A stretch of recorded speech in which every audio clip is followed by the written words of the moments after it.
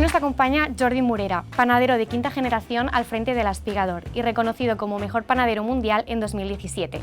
Ha participado en MasterChef, ha escrito 3 libros y además es un gran divulgador del pan hecho con masa madre. Bienvenido, Jordi. ¿Qué tal? Muy bien, ¿contento de estar aquí? Súper, un montón. Vale, pues si te parece, empezamos. Jordi, si alguien no te conociera y te encontrara en medio del obrador trabajando, ¿cómo te definirías en 3 palabras? Wow. Una de ellas, siempre la digo, lo de inconformista. Ya sé que queda muy, ¿no? A veces ya muy manido y muy escuchado, pero es que es así. Si algo caracteriza nuestra faena, no solo la mía, de todo mi equipo, es que hemos hecho siempre algo distinto a lo que la gente estaba habituada, ¿no?, a encontrar. Entonces eso, inquieto también, que va inconformista, y eso también tiene una parte a veces mala, que es que me cuesta ser constante, o sea, necesito cambiar de cosas continuamente, y al final una persona con bastante ilusión. O sea, si hago una cosa es porque realmente me motiva y voy hasta el final. Perfecto. ¿Cómo es un día en tu rutina como propietario del Espigador? Pues aunque soy panadero y creo que todo el día hago panadería, pero directamente no estoy haciendo todas las masas. Obviamente somos un equipo de muchísima gente y pensemos que hoy en día una panadería, por suerte, son muchas más cosas que hacer pan, ¿no? Tenemos pues en nuestras tiendas en Vilanova gente que viene a desayunar y por lo tanto quiere una experiencia completa. También tenemos toda la parte de dulces, que cada vez la gente lo busca más, toda la parte de salado, estamos reivindicando las cocas, las pizzas, todo eso. Entonces, mi faena ahí es ir controlando que los equipos de cada una de estas producciones que te estaba hablando, pues desarrollen bien, fluyan bien. Muchas veces siempre les digo que casi hago más de psicólogo y de ayudarles, ¿no? Intentar acompañarles en todo, casi más que en sí de panadero. Y al final también hay una parte última, que es de intentar divulgar, explicar eso, todo lo que hace mi equipo, pues poderlo explicar a la gente para que nos venga a visitar. Genial. Cuando te levantas por la mañana, ¿qué es lo que te motiva a seguir haciendo pan cada día? Una de las cosas que yo noté mucho, yo obviamente desde pequeñito he vivido la panadería, porque a mi panadería es de 5 generaciones, a mis tatarabuelos empezaron todo eso, yo de pequeño vivía en la panadería. Pero la verdad es que no era algo que me volviera loco, no era que me encantaría decir, yo de pequeño quería, no, había nacido con un pan bajo el brazo, quería ser panadero, no era mi ilusión, era mi día a día y no le daba más importancia. Pero ya después, cuando empecé a estudiar la carrera universitaria y a trabajar ya más en serio la panadería, ahí fui dándome cuenta que en un trabajo tan honesto y tan normalito, ¿no? Tan, digamos, a veces incluso poco valorado, podía cambiar la vida de las personas. Te venía gente que decía, ostras, me han quitado el pan, o no podía comer este pan porque me sentía mal, ¿cómo en cambio el tuyo y me sienta bien? O he recuperado esos sabores de cuando era pequeño en la casa de mis abuelos. Todo eso, y que viene a disfrutar. O sea, hoy en día muchas veces casi tenemos la experiencia como cuando uno va a hacer un menú gastronómico en un restaurante que va a que lo sorprendan, pues viene a la panadería que le sorprendamos. Y eso es muy bonito. Como has dicho, eres panadero de quinta generación de un negocio familiar fundado por tu tatarabuela, Genoveva, en 1888. ¿Cómo es crecer con este legado? Bueno, pues ahí, como te he dicho antes, tampoco yo he notado la presión. Muchas veces pensemos que los oficios, ¿no?, en nuestro país tienen un problema muchas veces de relevo generacional, porque los oficios artesanos, manuales, ¿no?, como es la panadería, pastelería, cocina o uno que hace embutidos, por ejemplo, pues son oficios duros, tienes que tocar muchos palos, no solo tienes que hacer pan, también tienes que saber llevar el negocio, tienes que tratar con proveedores, con absolutamente todo, ¿no?, administración, día a día. Entonces, esa presión que muchas veces está, en mi caso yo no la he vivido tanto, mis padres he de agradecerles que me enseñaron la parte buena, pero nunca me dijeron, hey, tú tienes que seguir la panadería, para nada, nunca lo noté. Y si me hubieran apretado, puede ser que hoy no estaría sentado aquí contigo. Entonces, pienso que eso yo no lo he vivido como nada malo, sino como que estaba ahí, y poco a poco yo creo que ellos por detrás, y yo lo vivo ahora con mis peques, lo mismo, o sea, en el fondo yo no puedo decir que no me encantaría que siguieran, pero quiero que hagan su vida, y poco a poco, eso sí, irles inculcando la semillita, no tanto de ser panaderos, sino de que trabajen en algo que les apasione, de esa cultura del esfuerzo que al final pues tiene recompensa. ¿Qué dirías que has heredado de las generaciones anteriores? Un poquito lo que te he comentado de esa cultura, ¿no?, de que trabajando las cosas al final no siempre conseguirás lo que quieres, pero sí que te sentirás a gusto por la faena hecha, ¿no?, por el camino que has recorrido. Eso es uno. Y la segunda cosa es amor por lo que trabajas. Por la materia primera, un cierto respeto, ¿no? Incluso yo pienso, cuando mis abuelos me contaban, aunque yo los pillé ya muy mayores, sobre todo mis padres me decían historias de mis abuelos durante la posguerra civil y todo, los momentos realmente malos que han sufrido, los momentos de trabajar durísimos, donde el barrio no tenía más comida que el pan que saldría de sus manos, pero es que encima no nos llegaba harina, ¿no? El panegra, esas harinas de la posguerra tan dificultosas, ¿no? de poder conseguir día a día, digo, lo que ellos han sufrido y la suerte que nosotros tenemos hoy en día de en cambio poder casi, no te digo jugar porque son faenas duras, pero es un privilegio trabajar con lo que tenemos hoy en día. Pues eso, ese sufrimiento de entonces también te hace valorar mucho más lo que tienes hoy. En tu familia, si no me equivoco, sois 3 hermanos. ¿Por qué de los 3 solo tú has escogido seguir con esta tradición? Yo siempre digo el mismo, pues una no tiene nada que ver encima, o sea, son las dos listas, son gemelas y el hermano tontito pequeño pues siguió eso, ¿no? Siempre hago esa broma, pero sí que es verdad que ellas son mucho de estudiar, yo era un poquito más práctico y una cosa muy importante que dijeron mis padres, vale, tú, ok, no te va muy bien el estudio y tal, no te gusta, pero tienes que estudiar. No te pienses que por el hecho de tener ya una empresa familiar y estar en casa, tú a los 16 te puedes poner a trabajar. Cúrratelo y demuéstranos que quieres estar en la panadería si te sacas la carrera. Y fue un poquito lo que hice.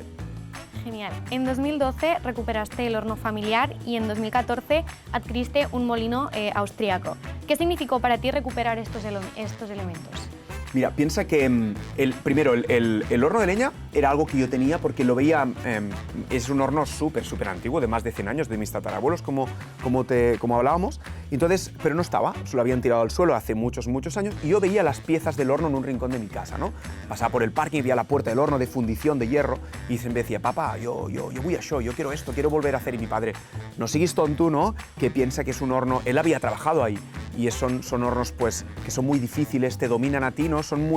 Sufres mucho con ese trabajo y por eso la gente cambió y evolucionó y los hornos de leña cada vez hay menos. Pero yo soy más tozudo que él. Entonces digo, yo quiero recuperar esa esencia, ¿no? Y lo volvimos a restaurar. Eso ya fue encontrarme con los orígenes. Pero luego el tema del molino y más tarde lo que estamos haciendo ahora desde hace unos años, que es cultivar nuestro propio trigo, ya fue el objetivo de cerrar el círculo. Es una cosa que, por ejemplo, en el mundo del vino nadie se imagina, ¿no? Hoy en día una bodega, ir a visitar una bodega y no ver los campos. No pensar que el que hace el vino domina perfectamente el origen, ¿no? Cómo se ha plantado esa uva, qué variedad era, qué tipo de agricultura y luego al final cómo ha hecho el vino. Pues ese proceso, ese círculo cerrado, en panadería no está tan claro, ¿no? Habitualmente el panadero pues hace el pan y lo hace con todo el amor posible, pero de las harinas no tenemos mucha conciencia. Y por ejemplo, toda la variedad de trigos antiguos que comían nuestros abuelos pues se han perdido. Y nuestro objetivo, primero con el molino, haciendo harinas de granos de agricultores y ahora también cultivando nosotros mismos estos granos, es, como te digo, cerrar el círculo. Genial. Hace poco participaste en la Feria Mundial de Düsseldorf, hablando sobre la recuperación de trigos antiguos. ¿Cómo fue esa experiencia y qué te llevaste de allí?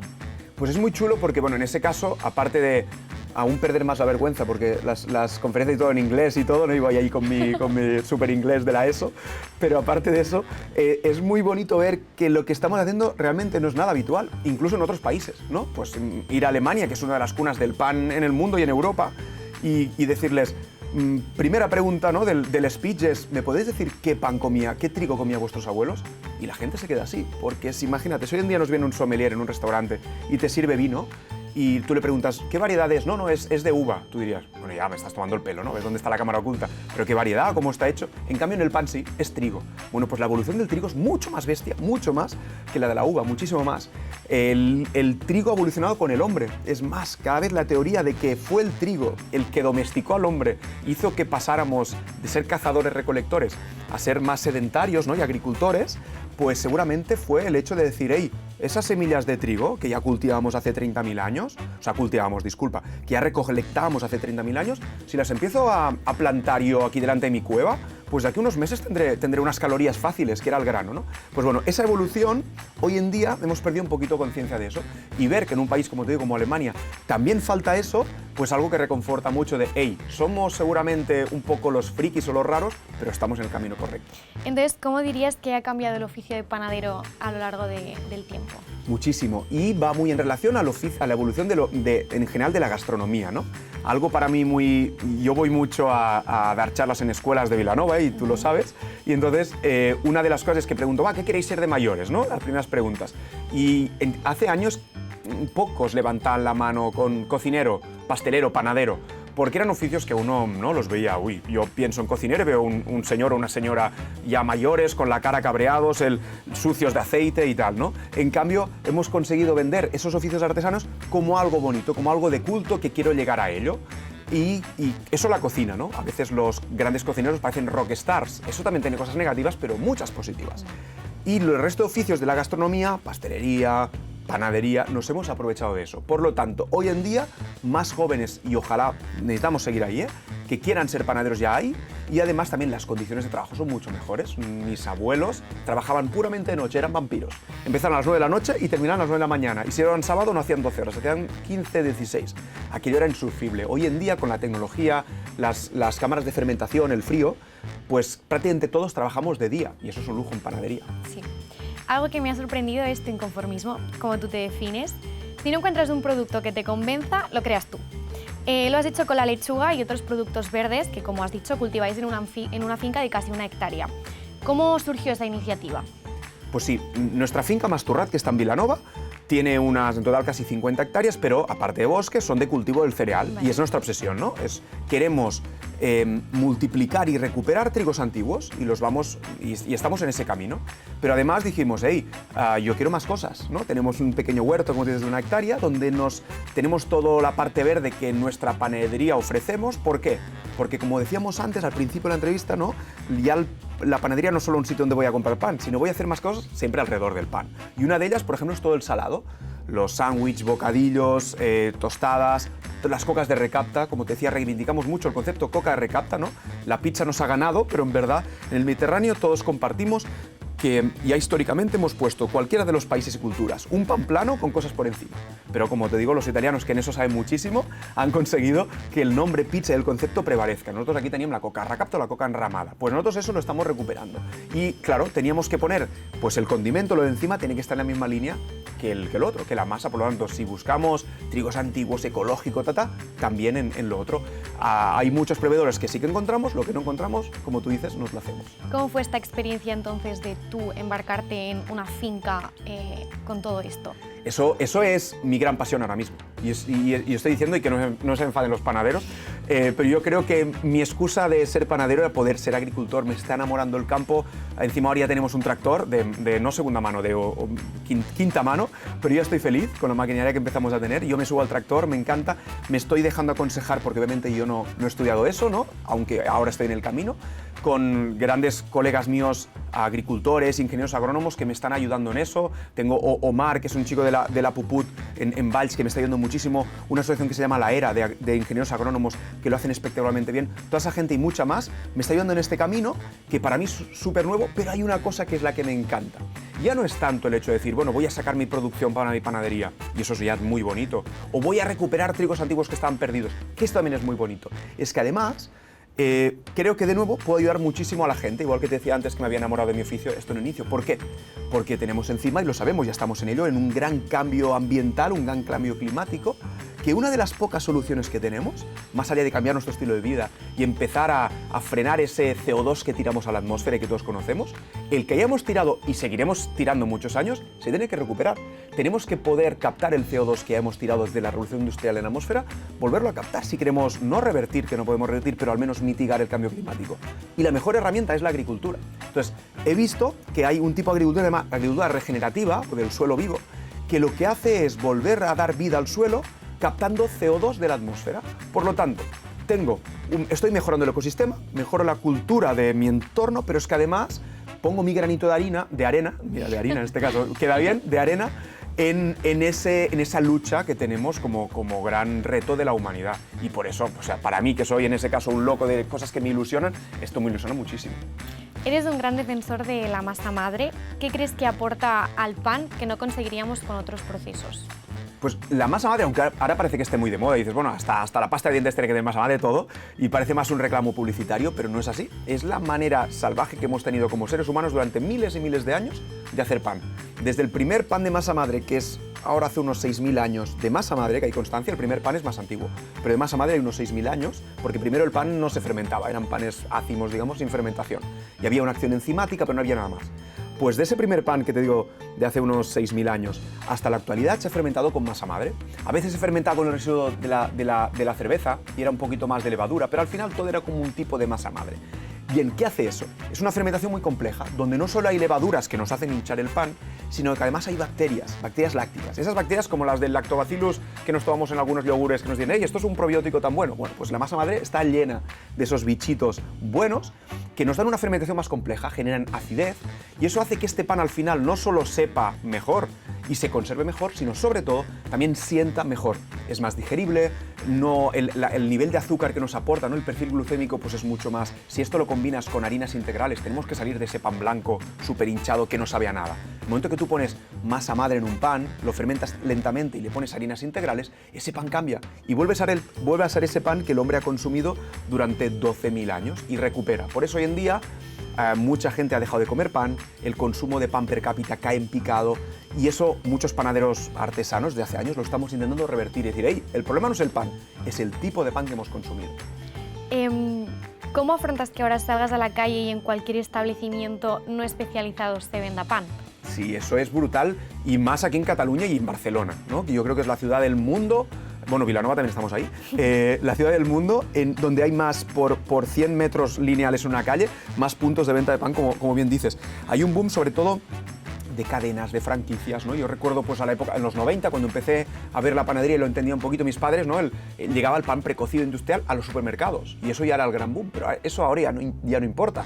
Ya ni supermercados, ni gasolineras, todo eso, porque además es un producto que es normal que gente pues tiene que acceder a él y no pasa nada, hay mercado para todos. El gran tema es ese boom, como tú dices, de cadenas, de franquicias, que en muchos casos son puras cafeterías, pero que ponen 2 barritas de pan a la entrada para dar esa imagen de panadería, que el pan viene de no se sabe dónde, o todos son preparados y mixes, pero que a nivel estético parecen panaderías. Encima tienen locales preciosos, esquineros, todo cristal, ¿no? Y un marketing de la hostia, y tú como panadero dices, ostras, pero el consumidor se va a liar. Cada vez para el consumidor, yo entiendo, tiene que ser dificilísimo diferenciar. Si todo el mundo te dice que hace el pan artesano, todo el mundo te dice que lo hace con masa madre, al final, ¿a quién vas, no? Por eso siempre digo que una de las cosas más importantes para poderlo saber es que cuando vais a una panadería, preguntéis, ¿dónde está la panadera o el panadero? O sea, que tú puedas poner cara a quien ha hecho ese producto. Y eso no solo vale para el pan, para cualquier cosa. Los embutidos, tu carne, tu pescado, tú puedes poner cara a quien te ha hecho el embutido. Esto es que realmente estás comprando en un sitio artesano y no te han colado gato por liebre. Justo te iba a decir esto, que creo que lo que te diferencia un poco es que has conseguido vincular tu imagen a tu panadería. Yo, por ejemplo, que he ido, muchas veces te he visto por ahí. ¿Cómo vives esta figura de divulgador? Sí, eso es algo que para mí ha sido importantísimo, que yo no salir del día a día, por muchas cosas que haga y voy fuera por todo el mundo a dar clases y ahora tenemos también como una academia y haga lo que haga. Nuestro proyecto en Andorra, tenemos una panadería en Andorra también muy chula, donde también tenemos nuestro propio molino, pero mi esencia es mi casa, es la Espigador. Y la gente me tiene que ver porque es que yo estoy ahí. Y es como puedo ayudar, como te decía antes, a mis equipos, pero también a nuestros clientes y los que confían con nosotros. Y al final también es bonito, que estás en tu panadería trabajando y vas y pasas por ahí y alguien te reconoce y dice, mira, pues vengo de la otra punta. O incluso gente que viene expresamente, hemos tenido gente que viene de Francia, de otros países expresamente, obviamente, solamente no hacen el viaje, pero ya que están en Barcelona, pues pillan el tren de cercanías cuando les va bien y cuando funciona y vienen a desayunar a nuestra casa. Y me ven, me reconocen y, ostras, esto reconforta muchísimo.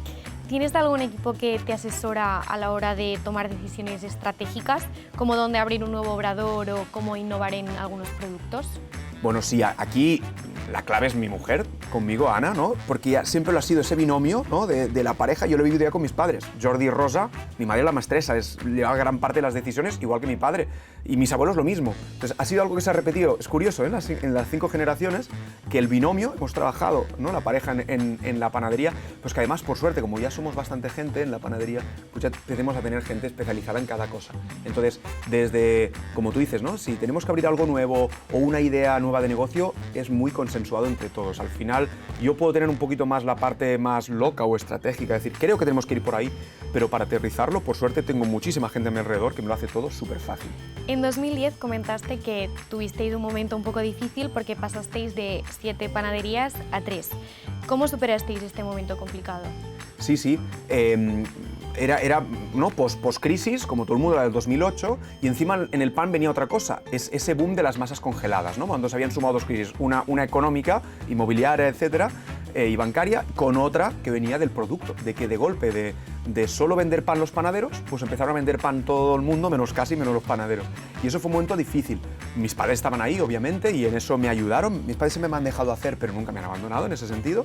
Y fue entre todos, pero fue un momento difícil. De nuevo, aprendes muchísimo y te hace valorar, ¿no? Y siempre lo digo, que sí que he recibido una empresa de mi familia, pero por suerte hemos tenido la oportunidad de poderla cambiar muchísimo, ¿no? Porque todo tiene momentos buenos y momentos difíciles. Siempre aprendes de esos momentos complicados. En 2018 abriste Espícula Andorra. ¿Por qué Andorra y no otro sitio? Bueno, en ese caso primero ellos nos conocieron a nosotros y vimos que nos dijeron, hey, queremos un concepto así ahí en Pirinés Andorra, que es un centro comercial gourmet que es espectacular, y vimos que era gente que apreciaba mucho el producto. Y muchas veces uno tiene muchos cantos de sirena, ¿sabes? Aquello que mucha gente, hey, ven aquí, ven aquí, ven aquí, ¿no? Porque te ven, pues, más o menos que te desarrollas bien en las redes y que haces un buen producto y que eres más o menos simpático y te quieren tener en su proyecto. Pero hay que pensar que ese enamoramiento inicial a veces también puede pasar. Entonces tienes que estar con alguien que realmente crea, no solo porque te quiera a ti porque eres una moda, sino que cree en ti, en tu proyecto. Y ahí lo vimos, y por ahí llevamos 7 años. Casi 7 años, estamos en el camino. O sea que es muy chulo que esto esté triunfando y en un país, al final, otro país que hemos tenido un recibimiento brutal. Espícula es casi una institución en Andorra, muchísima gente cuando voy ahí me para, yo vine siempre a comprar el pan aquí y tal, y bueno, yo estoy enamorado, porque encima tiene una cosa muy buena, que es el clima. Es un clima de montaña, seco, y para el pan, claro, venimos de Vilanova, un sitio de costa con una humedad ahora mismo, ¿no? Pegajosos, unas temperaturas de humedad, y ahí vas, un clima seco, y para el pan esto es brutal. Además de hacer pan, has diversificado con libros, clases magistrales y colaboraciones con restaurantes con estrella Michelin. ¿Qué te aporta esta diversificación? Bueno, al final es todo complementar. Mira, hay una frase que a mí me enamora de una entrevista que le hicieron a Ferran Adrià, que la periodista le dijo, bueno, pero a usted a veces se le critica porque hace mucho tiempo que no está en una cocina cocinando. Y él dijo, pero ¿cómo que no? Si ahora mismo tú y yo estamos cocinando. Pues lo mismo te digo a ti, tú y yo ahora estamos haciendo panadería. Estamos haciendo panadería porque es todo lo que hay alrededor de una disciplina, ¿no? No solo hacerlo físicamente, ese pa de pagès o esa masa madre, sino también hablar, conceptuar y pensar de eso. Entonces, todas esas cositas alrededor son panadería. Los libros, por ejemplo, al inicio empecé a hacer libros para hacer pan en casa. Mucha gente era, bueno, pero entonces si enseñas a hacer pan en casa, 2014 saqué el primero, la gente no te tiende a comprar. Y no es verdad, era obvio, ¿no? Porque tú en el momento que enseñas a que la gente valore, y aunque hayan hecho una vez en su vida masa madre, es algo vital, hazlo. Ocupa, y ahora por ejemplo vacaciones es un gran momento, porque hacer una masa madre son 4 o 5 días máximo, una semana, pero es 1 minuto al día, es facilísimo. Y una vez tengas eso, es súper fácil seguirla y mantenerla. Y puede ser que nunca más la utilices, o que hagas una base de pizza con los peques el fin de semana y te canses y nunca más, pero vas a valorar, y para siempre vas a tener esa experiencia y vas a valorar eso. Pues eso me han dado los libros, la divulgación, o por ejemplo, todo lo que comentabas, ¿no? Del tema del campo, de todas estas cosas alrededor del pan, es que ayudo a poner en valor ese producto del cual es mi trabajo. ¿Qué significa para ti proveer a restaurantes de alto nivel gastronómico? Eso es muy chulo porque igual que ellos son de alto nivel, también exigen un alto nivel a los proveedores. Entonces tenemos la suerte de tener bastantes restaurantes gastronómicos en Barcelona, y son restaurantes habitualmente pequeños, no son grandes producciones, pero te hacen estar siempre en la línea. Por ejemplo, hay más de uno de ellos, que no diré el nombre, pero son unos cracks y han hecho los platos del pan, tratar el pan como un plato más. No solo como un acompañante que está ahí en la mesa, ¿no? Es uno de los grandes olvidados de la restauración, aunque esto está cambiando, por suerte, porque muchos chefs ya vienen concienciados, pero es muchas veces el pan y el café, que es lo primero y lo último, muchas veces lo que se da menos importancia, ¿no? Y pueden cuidar muy bien un vino o una carne, pero en eso no se le da. Como te digo, esto está cambiando. Y entonces, en algunos menús han llegado a poner el pan como un plato más. O sea, antes, por ejemplo, de las salsas y las carnes, que ahí necesitas el pan para sucar, pues ponen el pan en forma con un plato en su forma. ¿Qué pasa? Que el pan es artesano, lo hacemos a mano. 1 centímetro puede cambiar. Entonces, las llamadas de, hey, hoy viene el pan medio centímetro más grande y no nos entra en el plato, esto es continuo, y eso me va muy bien, porque nos hace exigir al máximo, ¿no? Es como la Champions, pero en ese caso del pan. He visto que en un podcast al que fuiste hace poco comentaste que no querías crecer más y que estabas bien así. ¿A qué te referías con eso? Sí, es básico algo. Yo, por ejemplo, ahora hago un máster que enseño a muchos panaderos de todo el mundo, o gente que quiere emprender, quiere abrir una panadería. Hay muchos casos ahora, hay gente que es arquitecta, periodista, ingeniera, y dice, mira, me he cansado de estar en una oficina 8 horas ahí, quiero abrir una panadería. Entonces, no encuentran formación de eso, y ahora estoy enseñando a muchos pues, a hacerles de mentores y tal. Y una de las cosas que les digo es que lo más importante una de las cosas más importantes, aparte de saber tus limitaciones, lo que quieres en la vida y todo, es también tu dimensión. ¿Dónde te encontrarías cómodo? Yo, por ejemplo, tengo claro que la dimensión del aspigador es la que es. No significa que yo no haré más proyectos, porque lo que decíamos antes, ¿no? Ese punto de inconformista, quieres más cosas y quieres evolucionar. El tema agrícola, para mí, es ahora mismo lo que quiero volcarme. Pero lo que es Espigador tiene que ser eso, ¿no? Porque sé que donde estamos, si siguiéramos creciendo más, teníamos que renunciar a algo. Por ejemplo, en los obradores del centro seguimos con los mismos obradores de mis tatarabuelos. Pues ya no entraríamos ahí, tenía que ir lo mejor en una nave, tendría que cambiar, o la gente no me vería, como tú decías, ¿no? Día a día ahí. Así que el Espigador es esa historia. Voy a seguir haciendo, pero prefiero no tanto masificando y abriendo muchas tiendas, eso no lo vamos a hacer, sino ser más profundo en lo que hago, más en calidad que no en cantidad. Has aparecido varias veces en MasterChef hablando de pan y enseñando técnicas. ¿Cómo fue esa experiencia? ¿Qué fue lo que más te sorprendió? Bueno, un mundo es muy, muy chulo y bueno, cada vez que han hablado de pan, pues he tenido la suerte de que contaran conmigo. Y una de las cosas, aparte de ver pues lo que hay ahí, ¿no? Que esto es un monstruo a nivel técnico, a nivel de gente que hay alrededor, uno no se lo puede imaginar, es también agradecer, como siempre, que se ponga en valor, ¿no? Eran momentos de prime time donde alguien podía escuchar esa palabra masa madre, ¿no? Como gracias también por la oportunidad que me estás dando, ¿no? Pues masa madre, pan integral, esas cositas que es un producto, antes decíamos, tan modesto, que suele ser como un protagonista súper secundario y que en prime time puede estar, es súper, súper importante. Y como de nuevo, hay mucho desconocimiento. Y eso pasa en restaurantes de altísimo nivel que pueden hacerte un postre, ya no digo cocina, que es obvio, sino un postre espectacular, una esferificación o lo que sea, pero luego en el pan hay algo que no, porque tiene otros tiempos, es muy humilde el pan, decíamos agua y sal, disculpa, agua y harina, ¿no? Y también sal, pero agua y harina, nada más. Pero en cambio, unos tiempos, unos procesos, lo importante en el pan no es la receta, es el proceso, es cómo lo haces. Es muy distinto en eso en la cocina. La cocina, la receta tiene un poquito más de importancia, aunque también el proceso está claro. Entonces, eso en MasterChef, por ejemplo, ahí lo confirmas. Es decir, hey, vengo con algo que tiene 12.000 años de antigüedad, pero que aún es un desconocido. ¿Tienes alguna anécdota divertida del programa? Sí, una de ellas es, por ejemplo, con Jordi Cruz, que me dio súper bien y tal, y las últimas veces que he ido, pues él que, claro, ya lo sabe y me quiere poner a prueba, ellos llaman pinganillo. Entonces, más de una vez es eso, yo me quedo a cuadros, porque me empieza a decir cosas y yo estoy descolocadísimo y él dice, no te pones nervioso, va, no, tú tranquilo, no te pongas nervioso, pero me toma un poquito el pelo, en buen sentido, y es un crack. Por lo que respecta al ámbito deportivo, a menudo se dice que el pan es malo para los deportistas. ¿Qué les dirías a quienes todavía creen en este mito? Buah, mira, justo no te lo puedo contar, pero estamos trabajando en un proyecto muy, muy, muy chulo que va a salir en breve con Ana Grifols, que es una nutricionista deportiva, que lleva un montón de gente de ultra trails, de maratones, deportistas profesionales.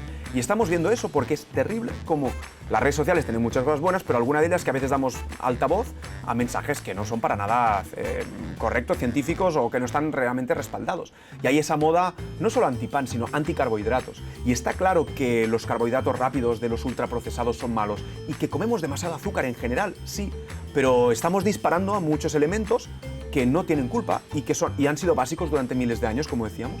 De nuevo, un pan blanco, rápida fermentación y comido en exceso, sumado a más cosas ultraprocesadas que podamos comer, pues sí, no es aconsejable. Pero incluso para deportistas, los carbohidratos son básicos para recuperación muscular, basiquísimos. Por lo tanto, ya no te digo previamente también, ¿no?, hacer un ejercicio. Así que si eres un deportista de alto nivel, incluso ahí carbohidratos más rápidos te irán bien, ¿no? Sin duda, ya seguro que lo saben. Pero en una dieta más de conservación, ¿no?, y de mantenimiento de un entrenamiento, un pan con una fermentación más lenta, más integral, que me dé azúcares, me dé energía durante todo un día, por ejemplo, un pan de centeno. Un pan de centeno integral es espectacular para la gente, además, que aporta muy pocas calorías porque sacia mucho. Entonces, con el mismo mordisco, yo estoy mucho más lleno y, en cambio, ya no tengo hambre de más. Y, por ejemplo, hemos desarrollado un pan para deportistas en el que tiene una mayor cantidad de proteínas naturales porque es garbanzo, harina de garbanzo pura, chía y quinoa, ¿no?, que son elementos que nos aportan proteína, pero además con esa parte que te digo de la larga fermentación. Por lo tanto, yo sé que es un carbohidrato bueno porque me va a aportar azúcar de manera continuada, no voy a hacer picos glucémicos, que ya sabemos que esto es uno de los enemigos que teníamos que tener, ¿no?, en nuestras dietas, una energía continuada, pero además con un poquito más de proteína que muchas veces los deportistas lo buscan. Así que, de nuevo, no es en sí el alimento, sino cómo está hecho. Entonces, ¿cuál dirías que es el ejemplo perfecto de un bocadillo ideal para un deportista? Para mí, sin duda, y lo tengo clarísimo, una rebanada de un pan integral, si lo que buscamos es, porque voy a hacer deporte de aquí poco y cuando necesito glucosa, pues iría a que sea integral, pero de trigo común. Si quiero menos cantidad de carbohidratos, más suaves, de centeno, sí, pero integral, centeno y masa madre, esas tres cosas es tiro seguro. Y luego lo importante es lo que le ponemos encima.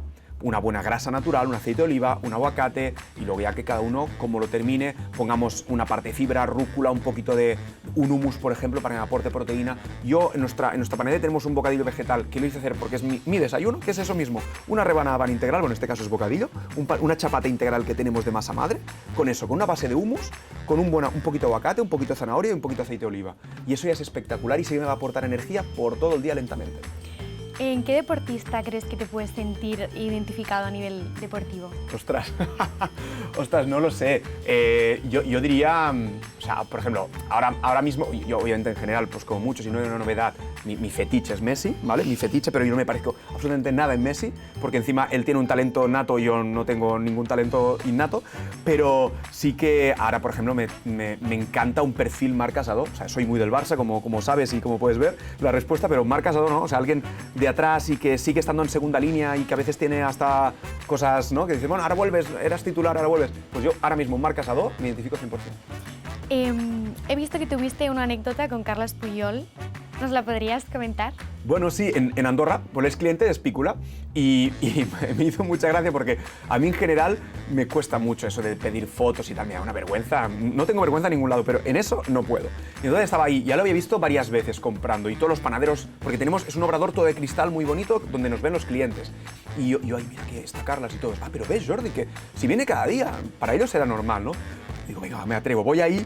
Hola, capità, tal, soc Jordi, soc el forner, súper nervioso, soy el panadero de aquí. Y ahora, sí, claro, te conozco, no sé qué, guay. Va, ¿nos podemos hacer una foto? Claro que sí. Súper simpático, nos vamos a hacer la foto, y aquí lo típico que haces un vídeo. Yo, perdona. Entonces fue un poquito, quedé como un niño, un groupie de 14 años. Pero bueno, fue chulo. Entonces, ya para concluir un poco, ¿qué es lo que te falta por cumplir? ¿Cuál es tu sueño ahora mismo? Wow, no hay una cosa concreta, aunque sí o sí va por el tema del campo. Si hay algo que falta es eso, seguir. Yo quiero que algún día una finca en el Garraf, que es una de las zonas más maltratadas a nivel ambiental, ¿no? Y que los campos están más degradados, el cambio climático no nos ayuda, llueve muy poco y todo, puede decir, hey, hemos levantado eso y eso es una finca agrícola donde la gente puede ir a verlo y dice, wow, qué bien, cómo habéis transformado el entorno y aquí hay trigos antiguos. Y encima con esa agricultura que te comentaba regenerativa. Ese es mi proyecto vital realmente. Pero además hay otra cosa ya más a nivel casi psicológico, es haber entendido con todo el tiempo que llevo trabajando que uno no tiene que siempre ponerse metas, aunque es muy importante el objetivo final, pero tiene que saber disfrutar del camino. Y esa frase que a lo mejor parece vacía es vital, porque me pasó. Un montón donde decías, ostras, ojalá consiguiera eso, cuando lo consigues ya, pero ojalá lo otro, ¿no? Y nunca terminas de ser feliz. Y el tema es ser feliz, por ejemplo, hoy en día, aquí mismo contigo, ¿no? Decir, hey, no estoy consiguiendo una meta, pero es chulísimo que en Sport me estéis entrevistando, pues disfrutar del día de hoy. Es genial, pues muchas gracias, A tú, Jordi. ahorita, gracias.